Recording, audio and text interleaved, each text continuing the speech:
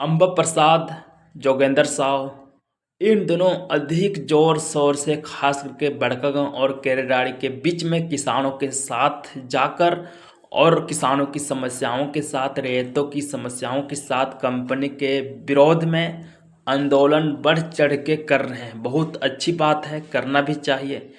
पर सवाल यह उठता है कि जब आपकी सरकार उस समय था, तब आपने उस समय कुछ उतना नहीं किए जितना आज करने की कोशिश कर रहे हैं। जितनी आप आंदोलन में भाग ले रहे हैं, उतना आप उस समय 2024 के पहले आप आंदोलन में भाग नहीं लेते थे और ना ही ऐसी धरना प्रदर्शन करने की कोशिश करते थे और ना ही बढ़ चढ़कर आंदोलन में सहयोग देते थे रैयतों की समस्याओं के साथ, मुआवजा के साथ, रोजगार के साथ और कंपनी के खिलाफ के साथ।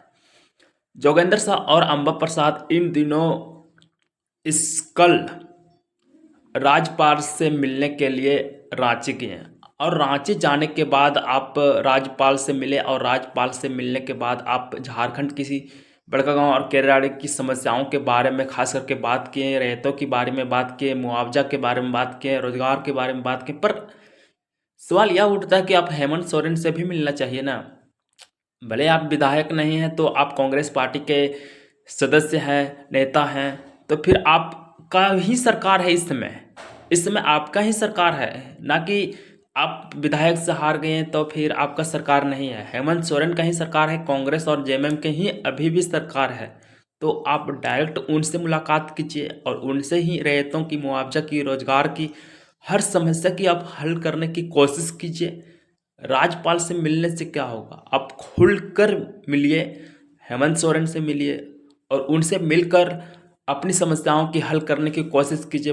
पर आपका शासन में ही इतना बढ़ चढ़कर आंदोलन नहीं हुआ करता था, अब हो रहा है। आपको कुछ दूसरा काम नहीं बचा है, पर जो कर रहे हैं अच्छी बात है, इससे पहले नहीं करना चाहिए था।